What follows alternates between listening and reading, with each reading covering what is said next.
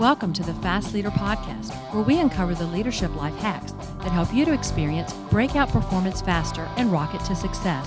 And now, here's your host, customer and employee engagement expert and certified emotional intelligence practitioner, Jim Rimbach.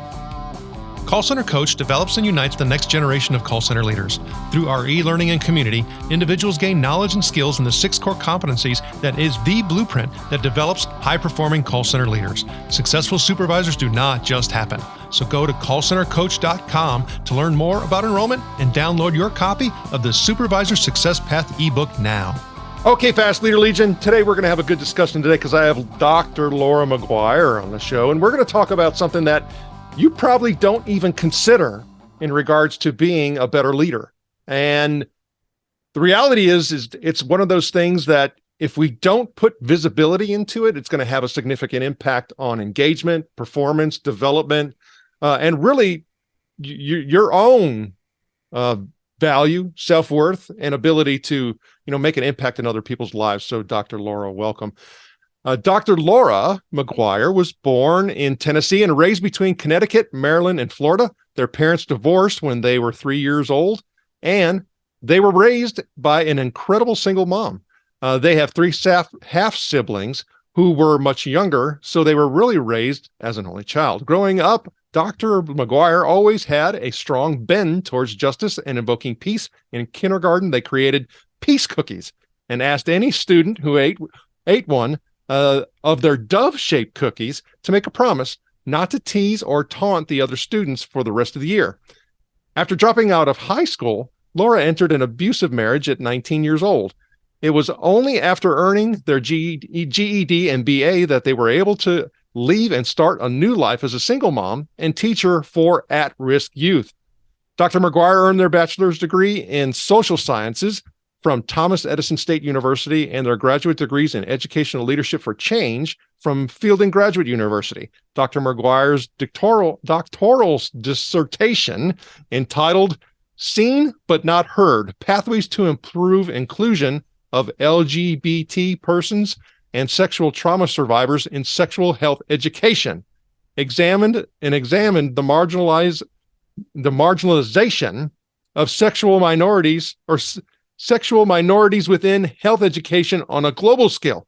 They currently are earning their Masters of Divinity at Earlham Seminary, where they are studying the intersection of Judaism, trauma-informed care, and restorative justice in faith settings. Dr. McGuire is a certified doula, teacher, has created educational programs, and is also the author of Creating Cultures of Consent. And today we're going to talk about how we actually use these principles and these pillars and these approaches in order to be able to engage our workforce and have a situation where people want to come to work and want to do a good job, and it's because of the work that you do as a leader. Dr. Laura, welcome. Thank you so much for having me. I'm so happy to be here.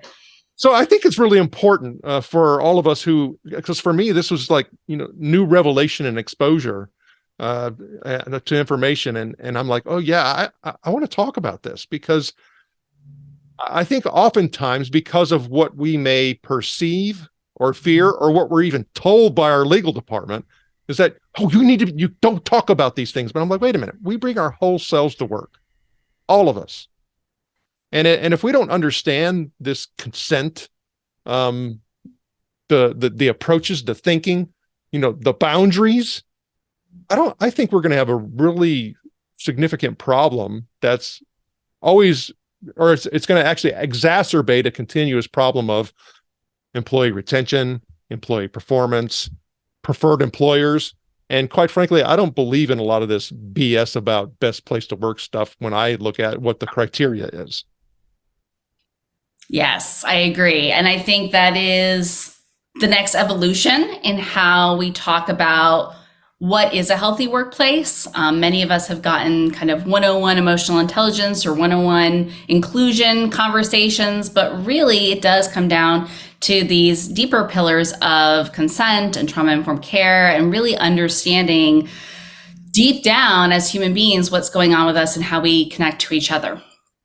Well, and so the fear is, and also too, when I look at all of your credentials, I'm like, oh my gosh, I I can't do this stuff, but I'm not a clinician. I'm not, licensed. I'm not. And the fact is that's not true, is it?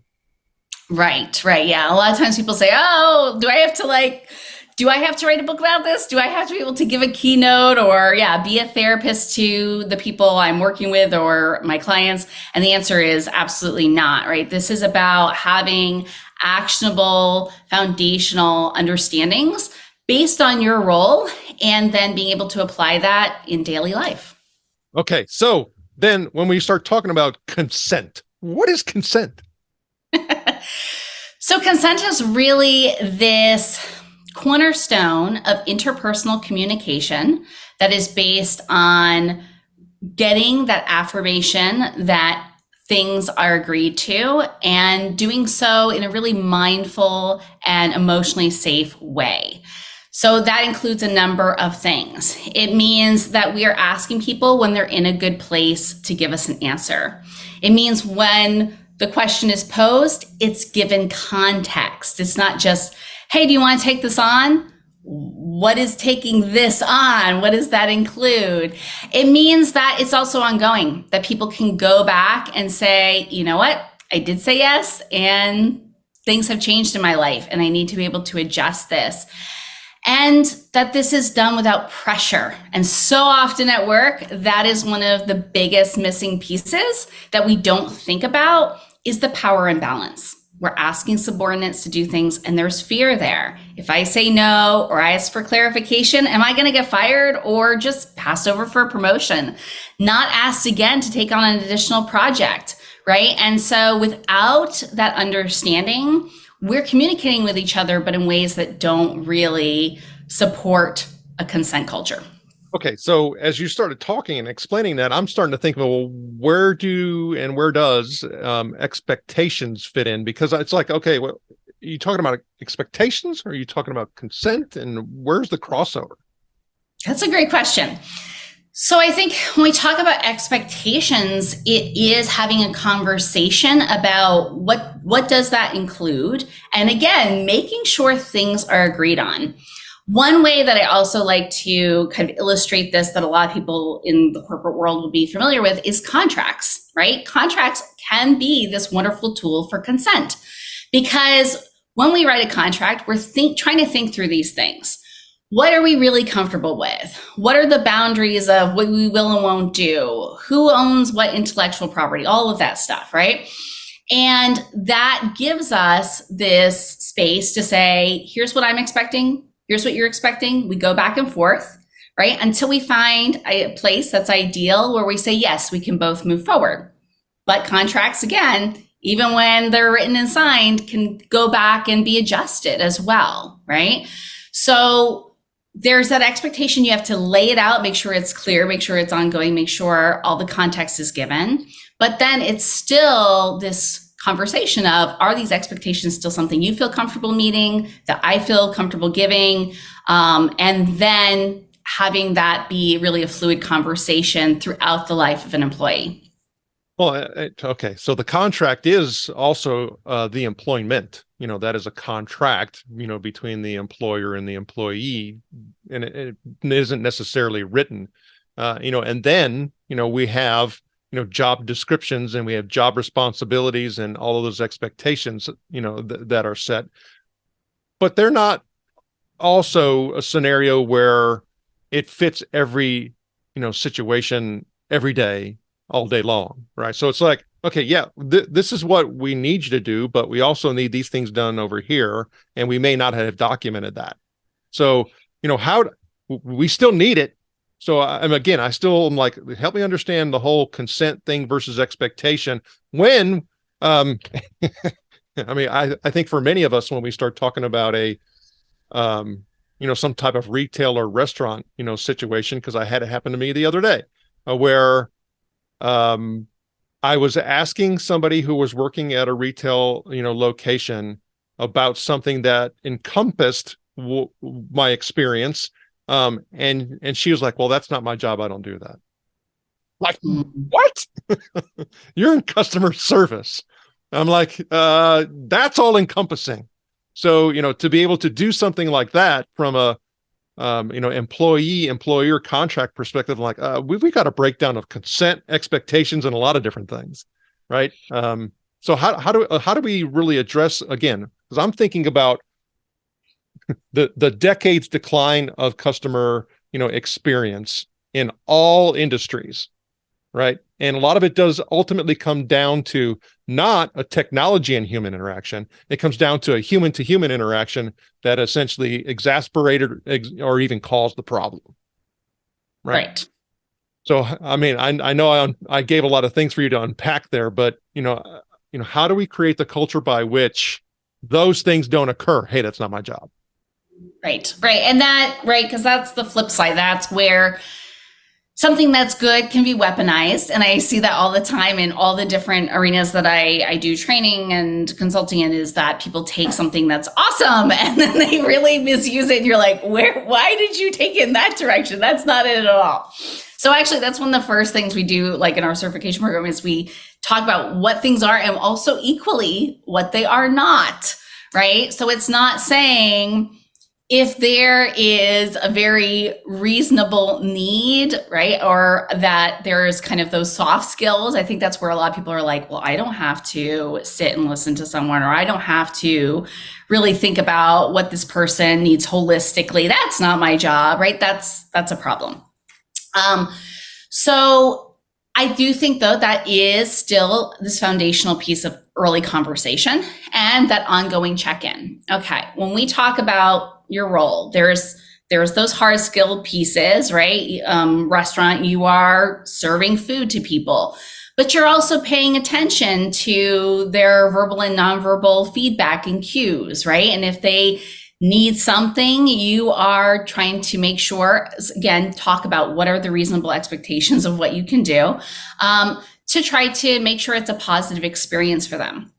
I think where we see people having this kind of visceral pushback and saying, I'm not going to do that, is because they have this past experience, often even with other employers, of being pushed to do things that are unreasonable.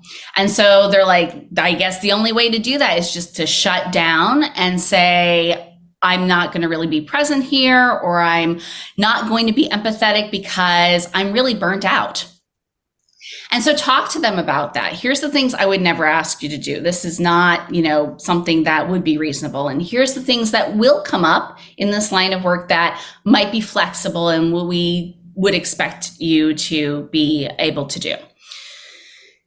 Having that communication is what allows people to let down that guard, to get back to that, what we call safe and social state, where they are willing to connect to customers and with colleagues, right? We see this among colleagues with each other, right? I'm not going to help that person. That's not my job. I'm not going to be patient with someone or make sure that they're doing okay and they understand their role, right?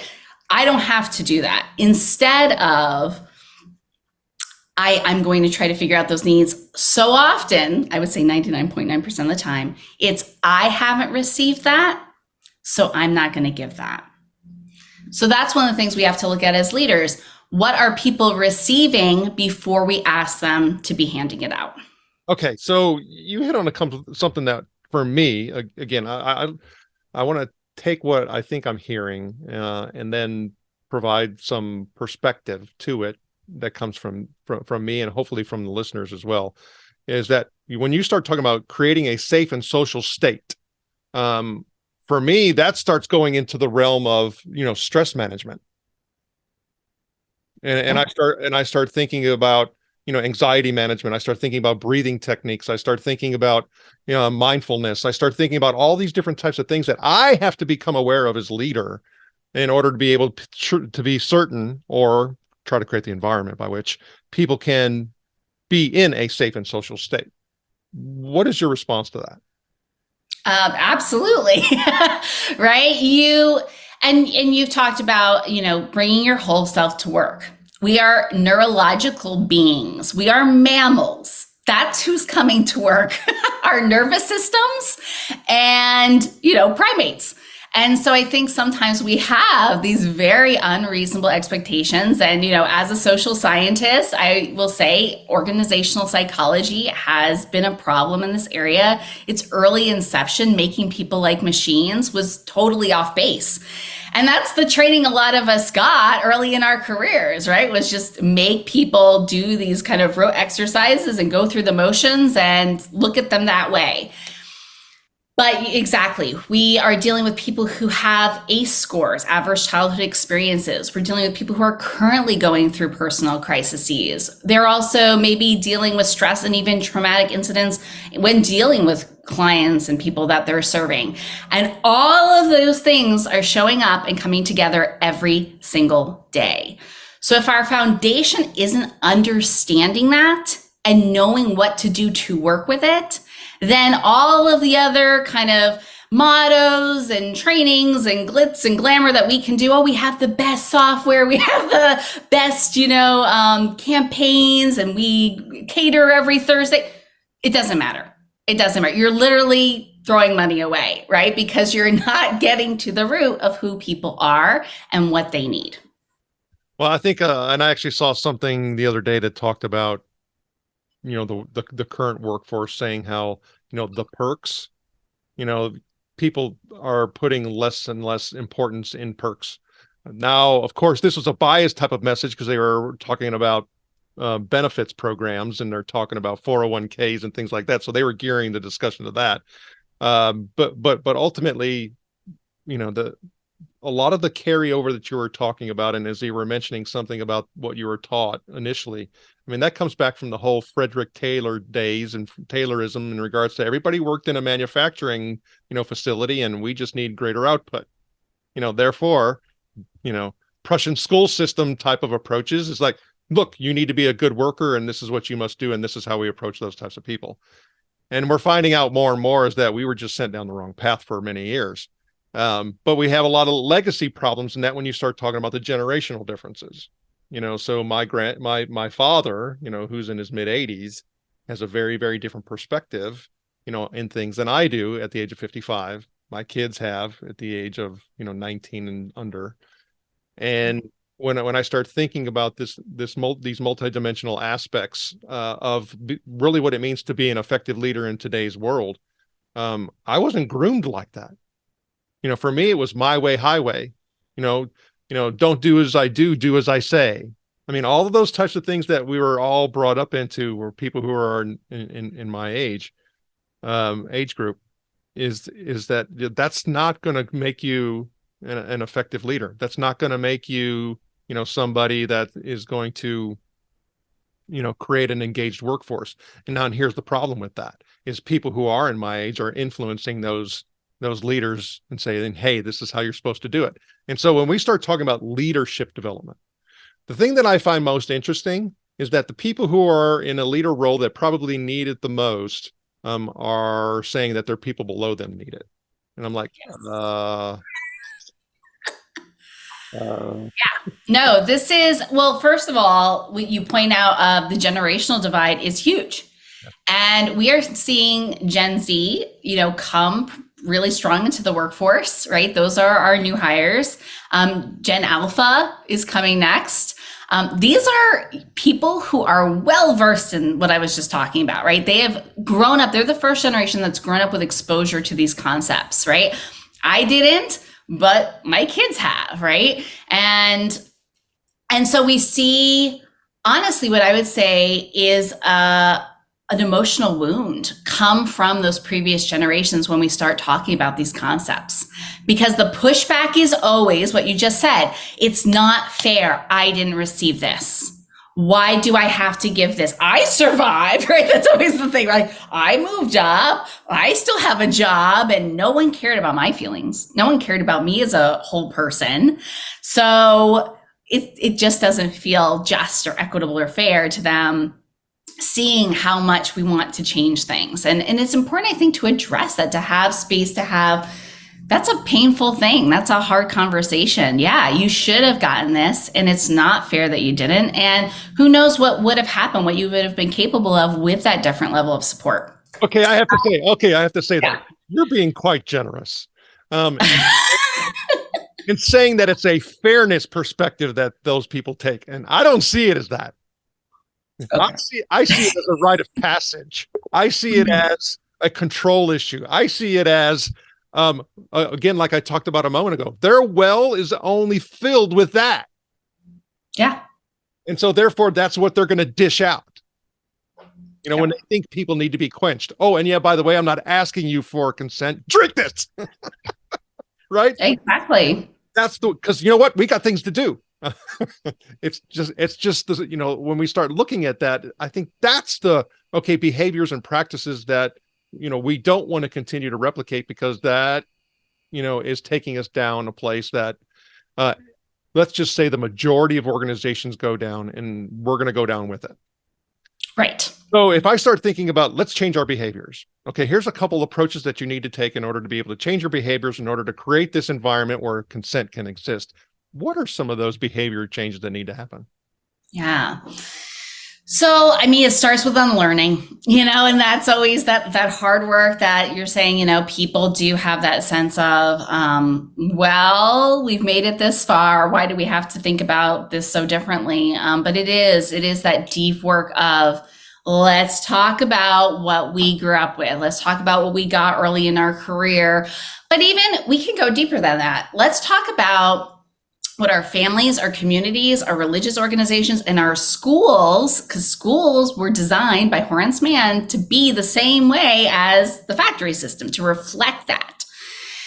Let's talk about what that taught us, right? And there's big kind of scary social science words that we use around this stuff, like token compliance and even rape culture, which is it's meant to be something that highlights how serious this can get, right? On that global psychological scale, social scale. But really, it is all pointing that same direction. Why is this so horrible? Because from birth, we were taught the opposite, right? There's authority, we obey it. Our consent, our needs clarification. No, you don't have a right to that.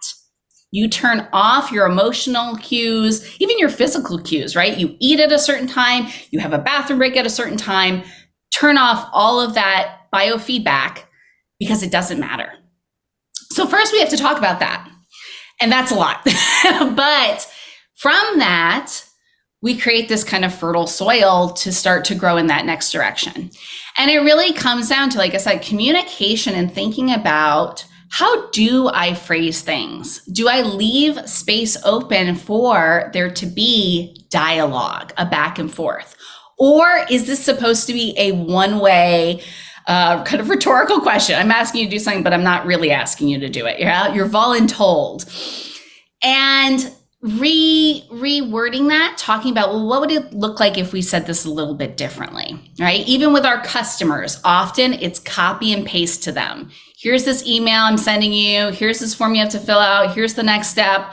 And the person receives that and says, this is not personalized. I'm shutting down, right?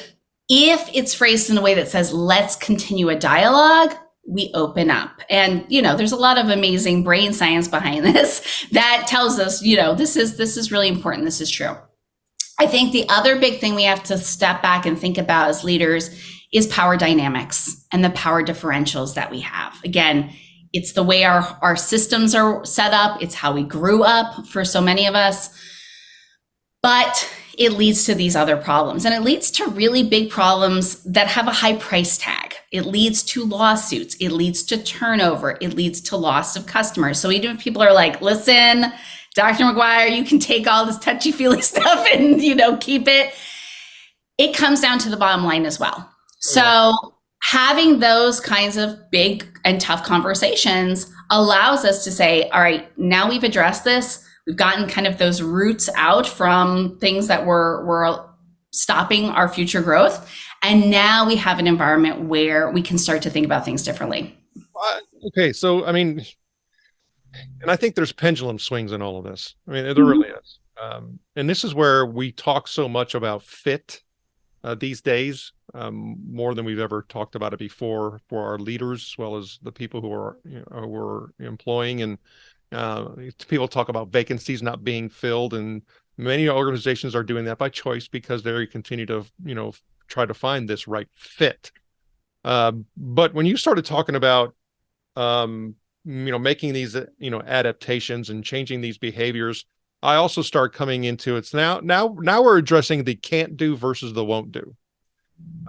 Meaning that I know you're telling me all this stuff, I just can't do it. Is it really that, or is it really that you won't? So how do you address that issue where you're saying, okay, we need to take a couple different approaches. We need to, change, we have a value system, right? This is what we value as an organization. Now let's work backwards from that value system, that value statement, and that, what we're saying is on the wall and what is in, in our minds all the time. And how do we actually live that every single day? Well, it's not by doing this. It's not by doing this. It's not by doing this. And it's by doing more of this, more of this, more of this. And then someone says, well, I can't do that as a leader. It's like, you can or you won't. So how can we sit there and say that everybody has the ability who is in a leader role to be able to create a consent and safe and social state, within the organization? Can everybody do it? I would say everybody who wants to, like you're saying, wants to, can, right? You can learn any kind of behavior or skill when you desire to. That's, cognitive behavioral management. It's foundational to any kind of change. And I think what I would challenge people who say, oh, I can't do this. This is too much. This is a lot of, big concepts and it makes me uncomfortable, is, really think about, again, what is your why? What is your ultimate goal? Is it just producing products and, kind of checking boxes and saying, well, we're doing what we have to? Or are you in a place where you really want to differentiate yourself? And differentiation requires hard work. And this is hard. And I think it's important to have people who can really put into context even some of those feelings. I do a talk just on the psychology of resistance to change, which is really interesting for people because it's funny. They'll point out all these things that other people do, and they're like, oh yes, I see people do that, and oh yeah, everyone hates change. And then I'll bring up a topic that they're uncomfortable with. Oh, I don't think I understand this. I can't agree with this, right? That cognitive dissonance. We also have like must versus can believe, where we put things in all these boxes of, I don't really want to do this because it's going to challenge me. And yet in other realms, we're always open to certain kinds of change. I mean, we're looking at how AI is changing every industry, right? And there's fear, but there's also a lot of excitement. Ooh, this can make things easier, right? That is part of this too. And like I said, it impacts everything from having this amazing culture where people want to work and people are competing to get in and stay, they're retained, because retention is so important. It's actually more important than just hiring. But again, it requires us to take that leap and say, I'm going to step into discomfort because on the other side of it is the why that I hold so dear. Okay, so when I start, again, sitting down and thinking about, you talked about separate yourself, you talked about, differentiate yourself, you're talking about doing all that, and I think that commitment thing that you're talking about, becomes a vital component, and being resilient to be able to address things that you don't have understanding in and maybe you feel uncomfortable with and move forward with it. I mean, those are key elements when you start thinking about being in a leader role. And that's, I think, what you're talking about in regards to the differentiation coming about. So I'm typically from, if you look at a scenario, I'm from, I'm still living in the same house that I grew up in, right? I still do all of these things, and I'm very structured in what I do, and I don't have exposure or understanding to the diverse workforce because heck, now I got some that are remote, I got some that are offshore, I got some, and I start thinking about that is if I start looking at the progression, technical skill for people who are in leader roles gets them so far, and then they stop because these types of things are needed. in order to take people to the next level. That's when they talk about hitting the glass ceiling. And that's what, and typically, if you start looking at the numbers and the age progression, historically, I guess I should say, that starts happening in the mid 40s. And so then when we talk about this life crisis and all these conversions that happen, right? Now, because you're looking at the changing of the workforce and a lot of people leaving and more younger people in the workforce, I would dare to say that ceiling is probably now getting hit a lot earlier, where people have to make this shift. And also now it's getting pushed down even further to frontline leaders who may even be in their 20s who have to start now, deploying, these types of, skills. And, oh, hey, let's not even talk about brain development in their prefrontal cortex. You're now having to do executive functioning and you're a leader in your mid 20s. Oh boy. So again, I start looking at all the dynamics of this and I start thinking about you, writing this book and the work that you're doing, all this education, all these certifications, getting your, now your doctorate in divinity is like, well, what's one of your goals and what would you like to see happen? That's a great question. I don't think people ask me that enough.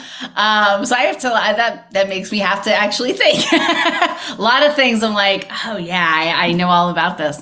What are my goals? So yes, I'm getting my master's in divinity, and having my doctorate in educational leadership for change, which has been such a huge impact on my life and really changed the way that I view myself and the world in all the best ways. I think, I run the National Center for Equity and Agency, and one of my goals is to make these conversations so much more commonplace because it's so rare that myself or other people doing this work are given a lot of platforms to talk about it. And we see the direct implications of a world that doesn't have a consent-centric model or doesn't understand trauma-informed care or doesn't really deeply value those emotional intelligence, soft skills, whatever you want to call them, components, right? And that feeds into all of these bigger issues that I also work in, right? I work a lot in violence prevention, sexual harassment, sexual violence, bias, discrimination. The root of all of them is a lack of empathy, right? And so I think for myself, it's getting into more spaces where these are those new conversations. There's industries that this is kind of old hat to them and this is refresher, but there's so many spaces that are like, I've never heard of any of this. This is profound. I wish I had this early in my career, or this changes everything for the way I think about my career and the way I raise my children. And, hearing people say, I take this home, I take this to my community because there's been a paradigm shift in my life, in my mind. So I think for myself, it's getting into more of those spaces, continuing to do this work from a very holistic lens. That's why I'm going down the route of divinity versus, being in education and corporate for a long time, trying to hit on all the different areas that people are involved in, are interacting with, that have either really positive implications or cause almost irreparable damage, right? And making those shifts with them, having them be partners in this kind of change. And when you start talking about this change, this change, as far as I see it, this will never end. It never will. And I think we have to also address that and then say that, look, this is ongoing work that will never change. And, you're going to be doing it for the rest of your life. And whoever I pass it on to will be doing it for the rest of theirs. And they'll be doing it. And then it goes on and on and on and on and on. Because we have a lot of also things that are working against us. Social media, if you want to put, it just makes it too easy in order to sling things, which, that's a huge thing working against us when you start talking about empathy. Social media erodes empathy for the most part. Yeah. And Yes. we have to be very careful of all of that, and be mindful of all of that, like you're talking about, and go overboard on the whole empathy piece in order to combat it. Okay, so the Fast Leader Legion wishes you the very best. And so now it's time for the Hump Day Hoedown. Okay, Dr. Laura, the Hump Day Hoedown is the part of our show where you give us good insights fast. And so the object is for me to give you just a few questions and for you to give rapid responses to tell us how to all move onward and onward faster. Dr. Laura, are you ready to hoe down? I think so. Let's go. Right. What is the greatest leadership advice you have ever received? To lead with compassion and empathy above all. What is the best leadership? What's holding you back from being an even better leader today? Probably self-doubt. So what do you feel is one of your best tools that helps you lead in business or life? Having a deep sense of interconnectedness with other human beings. And what would be one book you'd recommend to our leader, Fast Leader Legion? And it can be from any genre. The Righteous Mind. And I don't remember the author's name, but it's about moral psychology. And it's really important in developing empathy, especially with people on very different political spectrums than ourselves. Definitely a need for that. Okay, this is my last Hump Day Hold On question, and you'll be able to find more information about Dr. Laura by going to fastleader.net and doing a search for Dr. Laura, or you even can actually do that in regards to doing a search for consent, and you'll be able to find that information. This is my last Hump Day Hold On question. Imagine you were given the opportunity to go back to the age of 25. And you have all the knowledge and skills that you have now that you can take back with you, but you can't take it all. You can only take one. So what skill or piece of knowledge would you take back with you and why? I would take back to 25 that it's going to make me emotional. That was a very powerful year in my life. Is the year that I got the degree and was able to leave the abusive marriage and situation. That I was capable of far more than I could have ever fathomed. I sincerely believed that I wasn't intelligent and that I wasn't ever going to get out of poverty or go far in my life. That was for other people. That wasn't for me. And if I could go back and simply tell myself that that was a lie and I could disprove it, that would be amazing. Dr. Laura, I had a fun time chatting with you today. Can you please share with the Fast Leader Legion how they can connect with you? Yeah, so if you want to learn more just about me, drlauramcguire.com, or if you want to learn more about my organization and the work we do, it's at equityandagency, all spelled out.com. Dr. Laura McGuire, thank you for sharing your knowledge and wisdom, and we wish you the very best. And thanks for helping us all get over the hump. Thank you for joining me on the Fast Leader Show today. For recaps, links from every show, special offers, and access to download and subscribe, if you haven't already, head on over to fastleader.net so we can help you move onward and upward faster.